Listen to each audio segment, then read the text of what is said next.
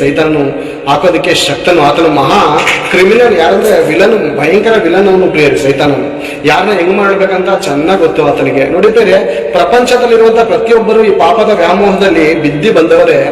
ಆದ್ರೆ ದೇವರ ಹತ್ರ ಬಂದಾದ್ಮೇಲೆ ಸೈತಾನ ಯಾವ ರೀತಿ ಅಟ್ರಾಕ್ಟ್ ಮಾಡ್ತಾನಂದ್ರೆ, ಮೊದಲು ಪಾಪದ ವ್ಯಾಮೋಹ ಇರೋದಕ್ಕಿಂತ 100ರಷ್ಟು ಹೆಚ್ಚಾಗಿ ತೋರಿಸ್ತಾನೆ ನಮ್ಗೆ ಅಟ್ರಾಕ್ಟ್ ಮಾಡಿ. ನೋಡಿ ಪ್ರಿಯರೇ, ಎಲ್ಲಾ ಹಣ್ಣುಗಳು ತಿನ್ನು, ಈ ಹಣ್ಣ ತಿನ್ಬೇಡ ಅಂತ ಹೇಳಿದ್ರೆ ಏನ್ ಪ್ರಿಯರೇ? ಎಲ್ಲ ಹಣ್ಣು ತಿನ್ನಮ್ಮ, ಎಲ್ಲ ತಿನ್ನಪ್ಪ, ಎಲ್ಲ ತಿನ್ನು, ಇದೊಂದು ತಿನ್ಬೇಡ, ಇದೊಂದು ತಿನ್ಬೇಡ ಅಂದ್ರೆ ಅದ್ರ ಮೇಲೆ ಅಟ್ರಾಕ್ಟ್, ಅದ್ರ ಮೇಲೆ ಸೈತಾನ ಏನ್ ಮಾಡ್ತಾನೆ, ಹೊಳಪು ತೋರಿಸ್ತಾ ಇದ್ದಾನೆ. ಮಿಂಚೋ ತರ ತಿನ್ನೋದಕ್ಕೆ ಅದ್ಭುತವಾಗಿರೋ ತರ ಆಕರ್ಷಣೆಯಾಗಿ ತೋರಿಸ್ತಾನೆ ಸೈತಾನನು. ದೇವರ ವಾಕ್ಯ ಏನ್ ಹೇಳ್ತು, ಏನ್ ಮಾಡ್ಬೇಡ ಅನ್ನುತ್ತೋ ಸೈತಾನ ಅದನ್ನೇ ಅಟ್ರಾಕ್ಟ್ ಆಗಿ ತೋರಿಸ್ತಾನೆ ಪ್ರಿಯರೇ.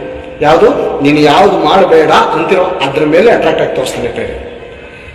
ಯೋಸೇಫನ್ನು ನಿಜವಾಗ್ಲೂ ಹೀರೋ ಈ ಪ್ರಪಂಚದಲ್ಲಿ ನಾವು ಹಿಂಬಾಲಿಸಬೇಕಾಗಿರೋದು ಯಾರು ಅಂತ ಅಂದ್ರೆ, ಫಿಲಮ್ ಅಲ್ಲಿ ಹಣಕ್ಕೋಸ್ಕರ ಎಂತ ನಟನೆ ಬೇಕಾದ್ರೂ ಮಾಡ್ತಾರೆ. ಒಂದೊಂದು ಸೆಕೆಂಡ್ಗೆ ಒಂದೊಂದು ಫಿಲಮ್ ಅಲ್ಲಿ ಒಂದೊಂದು ತರ ಆಕ್ಟಿಂಗ್, ಒಂದೊಂದು ಫಿಲಮ್ ಅಲ್ಲಿ ಒಂದೊಂದು ತರ ಆಕ್ಟಿಂಗ್ ಮಾಡೋರಿದ್ದಾರೆ ಹಣಕ್ಕೋಸ್ಕರ. ಯಾವ ತರ ಆಕ್ಟಿಂಗ್ ಬೇಕಾದ್ರೂ ಮಾಡ್ತಾರೆ. ಹೆಣ್ಮಕ್ಳುಗಳು ಕೂಡ ಏನಂದ್ರೆ, ಹಣ ಕೊಟ್ರೆ ಮಾತ್ರ ಬೇರೆ ಎಂತ ಬಟ್ಟೆ ಬೇಕಾದ್ರೂ ಹಾಕೊಂಡು ನಿಂತ್ಕೋತಾರೆ ಬೇರೆ. ಎಂತ ಬಟ್ಟೆನ ಈ ಟೈಲರ್ ಮಿಷಿನ್ ಅಲ್ಲಿ ನೋಡಿದಿರ ಬೇರೆ, ಟೈಲರ್ ಮಿಷಿನ್ ಅಲ್ಲಿ ಅನೇಕರು ಕಟ್ ಮಾಡಿ ವೇಸ್ಟೇಜ್ ಎಷ್ಟಿರ್ತಾರೆ ನೋಡಿ, ವೇಸ್ಟೇಜ್ ಅಂತದ್ ಹಾಕೊಂಡು ಬಂದು ನಿಂತ್ಕೊಳ್ಳುವಂತ ನೀಚ ಹೀರೋಯಿನಿಗಳು ಕೂಡ ಇದ್ದಾರೆ ಬೇರೆ. ಯಾರು ಇವ್ರು? ಯಾರು? ನೀಚರು. ಯಾರು? ಹೀರೋಯಿನಿ ಅಲ್ಲ, ಈ ಅರೆ ಬತ್ತಲ ವಸ್ತ್ರ ಹಾಕೊಂಡು ಬಂದು